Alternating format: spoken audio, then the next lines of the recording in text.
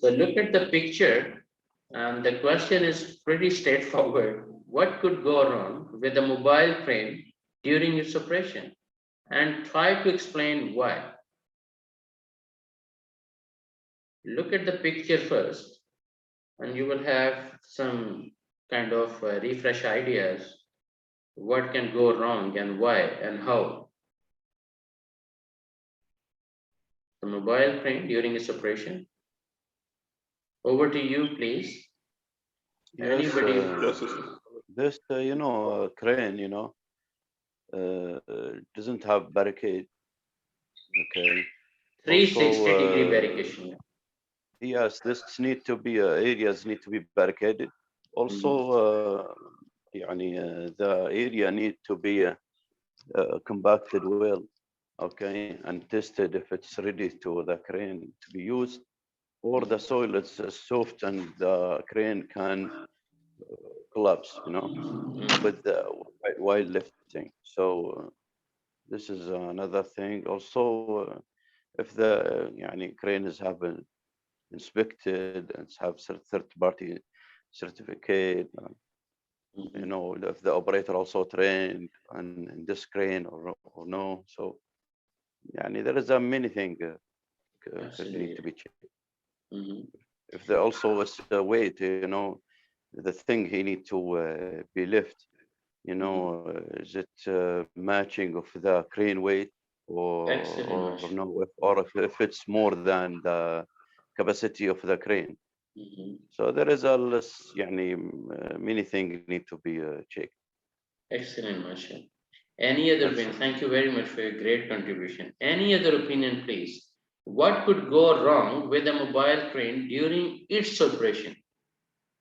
Not before, during the operation is going on. What can go wrong?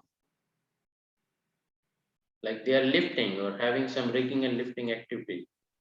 So what can go wrong? Yes, please. For this, the line of fire hazard. If the tag mine, there is a tag with the line for controlling the weight. Maybe this two tag line to control the load. Okay, they are under the suspending load. So this is one of the hazard. Okay, so maybe the crane operator is not seeing the hazard, so not seeing the signal from the rigger. Okay, this is another. So maybe he left by his experience or might be sometimes misunderstood the signal. Yeah. So this is another thing, or high wind. During high wind. Okay. So there is many things. That's it from my side. Excellent. Thank you very much. Great, Marshall. So basically, the crane can, if look at the outer riggers, think about the surface. If that surface is not good enough or the capacity is not sufficient, and you landed up your crane at the spot, more chances of tipping over, toppling over. Even outer riggers are there. Still, there is a chance because the moment you will be lifting the load, the things can go out of control if you miss the factor to understand the capacity or stability of that floor actually during your lifting operations. And then of course, if the crane operator is not certified, not trained enough, or not the competent one, God forbid, or he is not capable to understand the hand signals, or he's overconfident. Sometimes the crane operators, I'm 20 years experience, so don't teach me anything. And that overconfidence push them to go for shortcuts. And even crane is designed for 2 tons. Crane operator gonna say, no problem. I can lift 2.5 tons. I have done it before also. Just you guys follow me. So that kind of overconfidence must also be avoided, And then see, like you mentioned, the wind speed above than 32 kilometer per hour, the wind speed is another monster, create tipping over or toppling over of the crane. And the more you open the boom, even lesser the weight should be. But if you don't reduce the weight, and opening the boom in a full capacity, even more chances of accident because of not managing this center of gravity. So center of gravity is critically important, and if the load is not like the lifting gears, if they're not used good enough, the selection of your different slings or shackles or hooks, or or even the you couldn't understand the shape or the kind of knot capabilities, how to tie up this load, and while you are lifting, even that load can fall down. Think about the overhead power lines. That could be another hazard, the electrocution. Think about the underground uh, hazardous kind of pipelines, or even the power lines underground. Think about the nearby, if excavation areas are there, or some kind of confined spaces or trenches, or you know, the story is entirely different. Think about the power lines nearby, and if there is like 250,000 volts or even above than that, then how far you have to operate your crane, or how far you need to keep your crane away, from that power line actually. So several kind of things are important, and most important thing, the permit, the permit,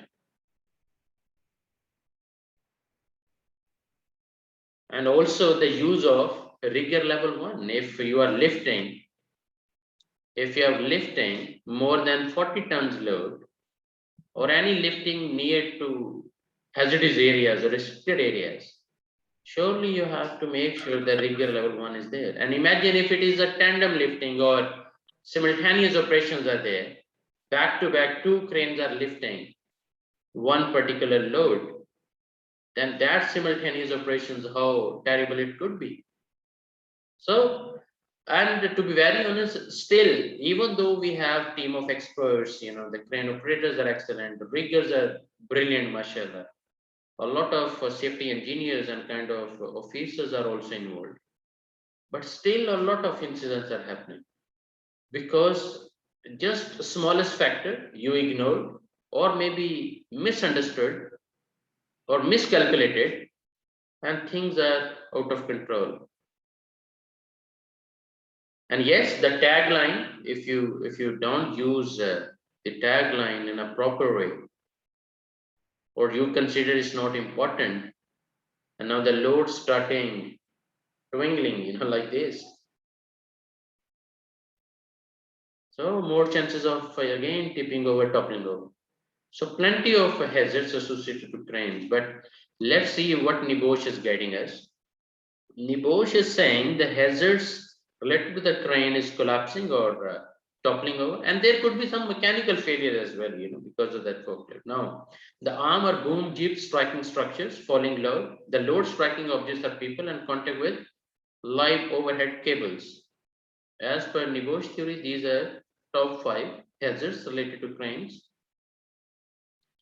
Now, what are the factors causing instability, like overloading, uneven or unstable ground, not using outer riggers correctly, using the high wind and extending the jib or boom too far, and structural failure? These are the factors causing instability.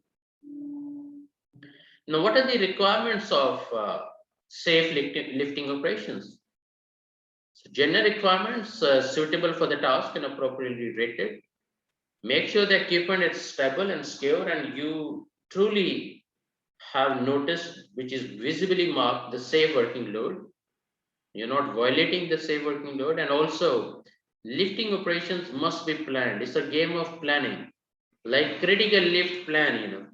Whenever you are lifting 40 tons or above, or lifting nearby danger zone or restricted areas, surely the critical lift plan is required, and critical lift plan must be approved by the rigger level 1, and also the carried and supervised by competent person. So competent person could be rigger level 1 or rigger level 2 or maybe 3 as well, as per the tonnage or the kind of load you're lifting. Equipment for lifting persons may require additional inspection. Now, planning and preparing the lift, how are we going to do it? Make sure you do risk assessment by a competent person. Check crane test records, like you mentioned, the internal test records, even third-party records, and most important, make sure that operators are fully trained, correct type for the job and terrain, and also load within the safe lifting capacity. Now, requirements for safe lifting operations: carry out the lift. We required a careful sitting, use outer riggers correctly, plan and supervise lift, and also benchmark like signaler we require. Overload indicators must be working, and check weather condition and use PPE like hard hat, gloves, high visibility boots, etc. And also warning signs, attach slings carefully, carry out a test lift, and guide using taglines. So make sure you know the tagline you are also using as per the need of the load and the way you are going to place the load from one way to another, because it will help you to put the load at a certain point. Now, there are regulations from Europe and UK, lifting operations and lifting equipment regulation, LOLA, we call it, lifting operations and lifting equipment regulations, 1998. What does that mean? What those regulations are saying? Thorough examination before it is used for the first time, periodically after an event that may have affected its strength and stability. So before, during, and after, whatever whatever activity or process you're performing, make sure you double check the safety requirements and also need to be followed. Frequency of thorough examination every 12 months, as per Nebo's theories, were not used to carry people, and also it is highlighted in lifting operations and lifting equipment regulations 1998. And every 6 months, we're used to carry people. We have to perform thorough examination, and every 6 months, lifting accessories by a competent engineer.